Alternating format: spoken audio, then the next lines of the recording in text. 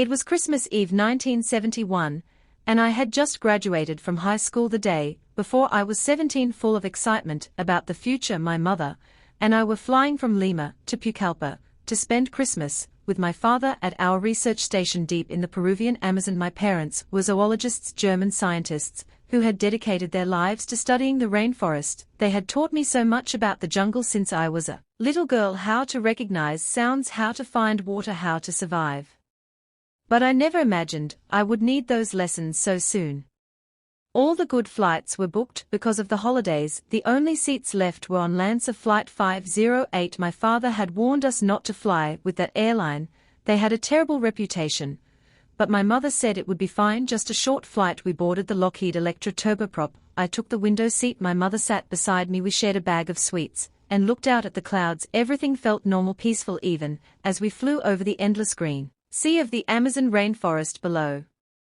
Then about halfway through the flight the sky turned black. We entered a massive thunderstorm. The plane started shaking violently. Lightning flashed all around us. Passengers were screaming. I held my mother's hand tightly. Then I saw a bright, blinding light on the right wing. The engine was on fire. My mother turned to me calmly and said, "That is the end, it's all over." Those were the last words I ever heard from her. The plane broke apart mid-air. Everything went into chaos. Luggage flying, people screaming, the roar of wind and thunder. I was still strapped to my seat in a row of three, when suddenly, there was nothing around me, just sky and spinning, falling. I fell 2 miles, 10,000 feet, still buckled into my seat, spinning like a helicopter blade through the storm. The wind screamed in my ears. The rainforest below looked like tiny heads of broccoli rushing up to meet me. I lost consciousness at some point, and when I woke up I was on the jungle floor. It was the next day. Rain was falling softly through the canopy. I was alive. But everything hurt. My collarbone was broken. My right arm had a deep gash. My knee was torn. One eye was swollen shut. I had a concussion and I was wearing only a minidress. One shoe lost. My glasses broken, but I was breathing.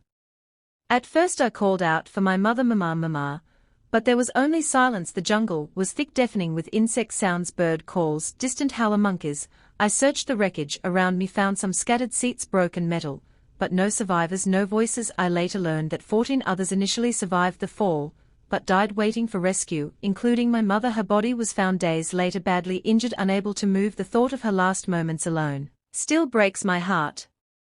I was completely alone in the Amazon, the biggest rainforest on Earth, full of dangers: jaguars, snakes, poisonous insects, piranhas in the rivers. But my parents had prepared me for this place. We had lived in the jungle before at Panguana, our research station. I knew the rules. My father always said, "If you are lost, find water, follow it downstream. Water leads to people." So when I heard a small stream nearby, I dragged myself toward it, every step agony with my injuries. But I had to move. I found a bag of sweets from the plane that became my only food for days. The jungle was overwhelming: dense green walls, vines thicker than my arms, trees hundreds of feet tall blocking the sun, constant rain making everything slippery, and cold. Insects attacked relentlessly, flies, mosquitoes biting through my thin dress. My wounds became infected. Maggots started growing in the deep cut on my arm. I remembered something horrible but useful. My father once treated a dog with maggots, using gasoline to force them out. Later, when I found a camp, I used gasoline the same way, pouring it in. Watching 35 maggots crawl out, the pain was excruciating, but it saved my arm from worse infection. Day after day I walked downstream, wading through mud, chest-deep water, sometimes hearing planes overhead searching, but the canopy was too thick, they couldn't see me. I rationed the sweets one by one, drinking only rainwater, avoiding anything that could be poisonous. I was weak, dizzy, hallucinating from concussion and hunger. But I kept going, thinking of my father waiting for us, thinking of my mother somewhere out there. I couldn't give up. Nights were the worst, alone in the dark, hearing animals moving close, the constant hum of insects, no sleep, just fear and pain. On the 11th day I heard voices, human voices. I followed the sound and found a small hut, a logging camp, with a canoe and fuel can. The workers had gone, but I waited exhausted, covered in mud and bites. When they returned the next day, they were shocked to see me, this girl who fell from the sky. They cleaned my wounds, gave me food, took me by boat downriver to a mission station, and finally to my father. When he saw me, he could hardly believe it. His daughter, the sole survivor of 92 people. I spent months recovering in hospital, learning to walk again, dealing with the grief of losing my mother.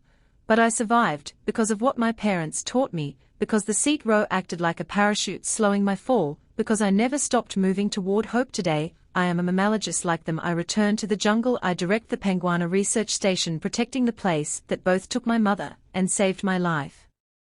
My story is a miracle, but it is also a reminder: never take life for granted. Cherish freedom, cherish knowledge, cherish the people you love, because in one moment everything can change, and only courage and what you carry inside will bring you through the darkness. I fell from the sky and walked out of the jungle alive, carrying the rainforest in my heart forever.